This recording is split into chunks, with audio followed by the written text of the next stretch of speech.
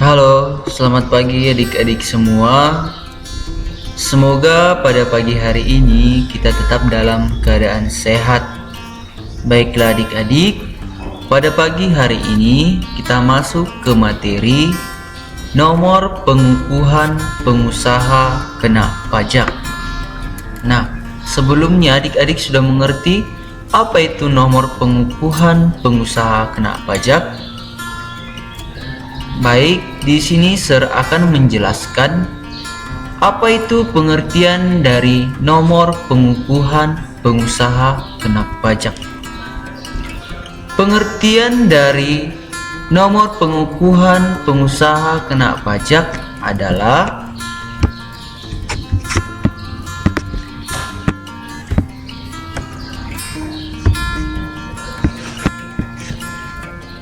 nomor identitas pengusaha kena pajak atau PKP yang disematkan saat pengusaha dikukuhkan sebagai PKP lewat surat pengukuhan PKP.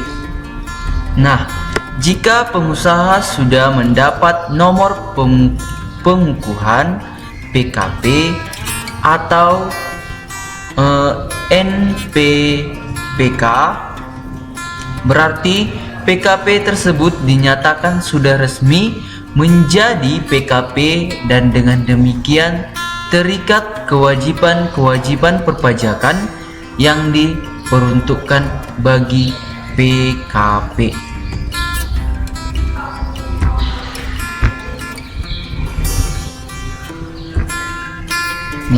Inilah dia pengertian dari PKP.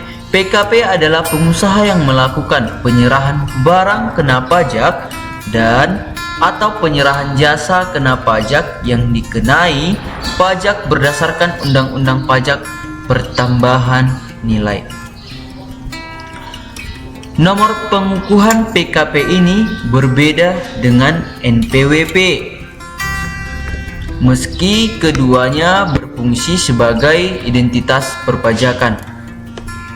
Perbedaannya adalah NPWP merupakan identitas wajib pajak, baik pribadi maupun badan yang merupakan identitas atau bukti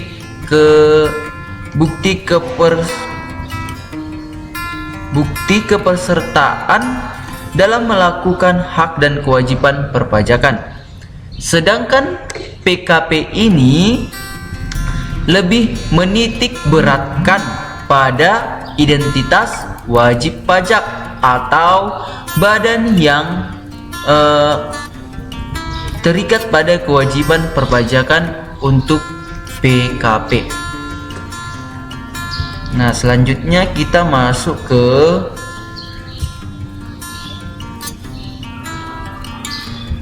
ini.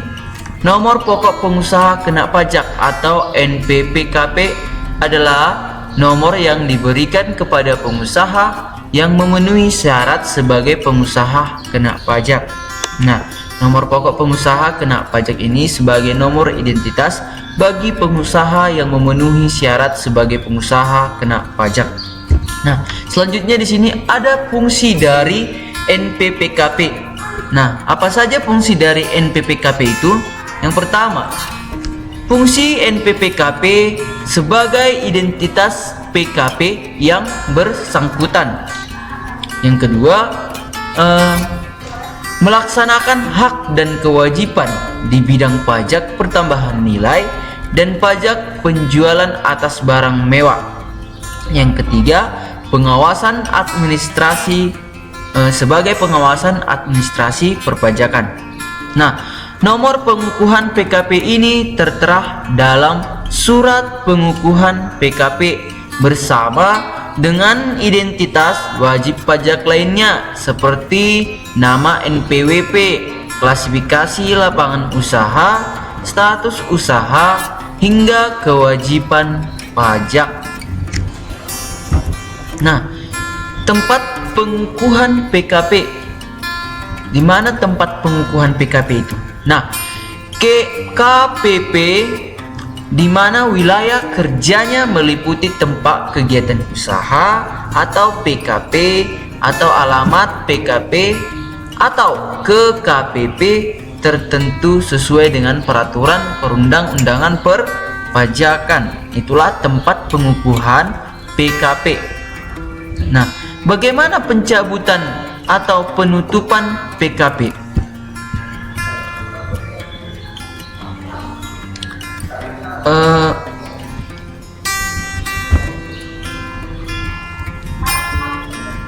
Pencabutannya yang pertama, PKP pindah alamat ke KPP lainnya. Yang kedua,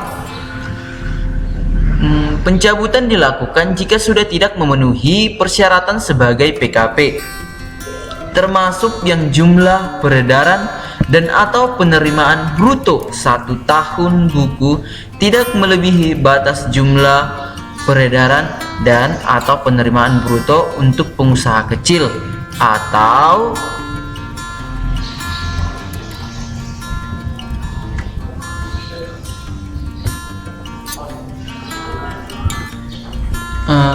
penerimaan bruto untuk pengusaha kecil atau 4.800.000.000 per tahunnya. Nah,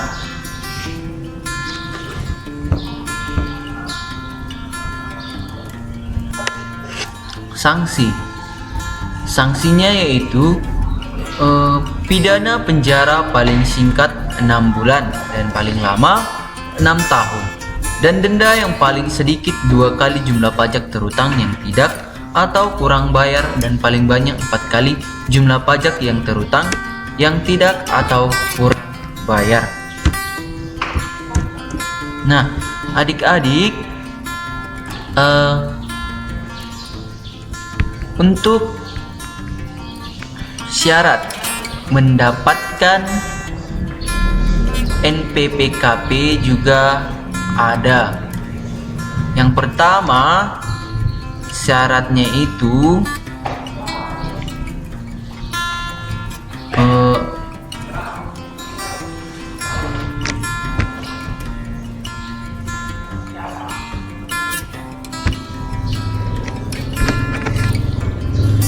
untuk mendapatkan nomor pengukuhan PKP, pengusaha baik pribadi maupun badan harus memenuhi kriteria PKP. Yang utama adalah memiliki omset atau peredaran bruto usaha 1 tahun sebesar 4,8 miliar. Pengusaha yang sudah memiliki omset per tahun 4,8 miliar untuk lebih wajib dikukuhkan sebagai PKP dan harus melaporkan usahanya untuk dikukuhkan sebagai PKP. Nah, dokumen yang perlu saat pengajuan untuk mendapatkan surat PKP antara lain: yang pertama, foto kartu tanda penduduk. Yang kedua, dokumen izin kegiatan usaha yang diterbitkan oleh instansi yang berwenang.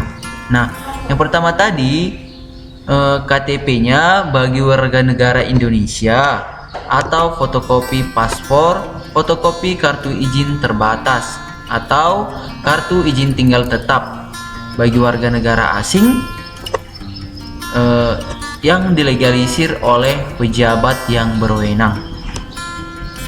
Yang ketiga, surat keterangan tempat kegiatan usaha. Itulah untuk wajib pajak pribadi. Untuk wajib pajak badan, fotokopi akta pendirian. Yang kedua, fotokopi NPWP. Yang keempat, dokumen izin usaha. Dan yang terakhir, surat keterangan tempat kegiatan usaha dari pejabat. Untuk wajib pajak berbentuk kerjasama atau operasional, syaratnya yang pertama, fotokopi perjanjian. Yang kedua, fotokopi NPWP masing-masing anggota. Yang ketiga, fotokopi NPWP orang pribadi salah satu pengurus perusahaan tersebut. Yang keempat, dokumen izin kegiatan. Yang terakhir, surat keterangan tempat kegiatan usaha dari pejabat. Pejabat yang dimaksud sini pejabat Pemda, yaitu pemerintah daerah. Nah, adik-adik,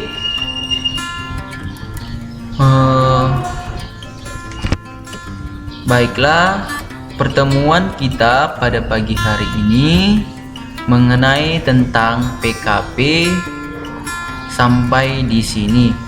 Jika ada materi yang kurang jelas, boleh ditanyakan pada Sir, dan tolong ini dipindahkan ke catatan.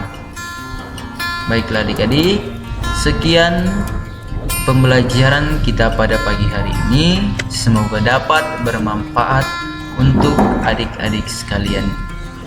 Selamat pagi, terima kasih.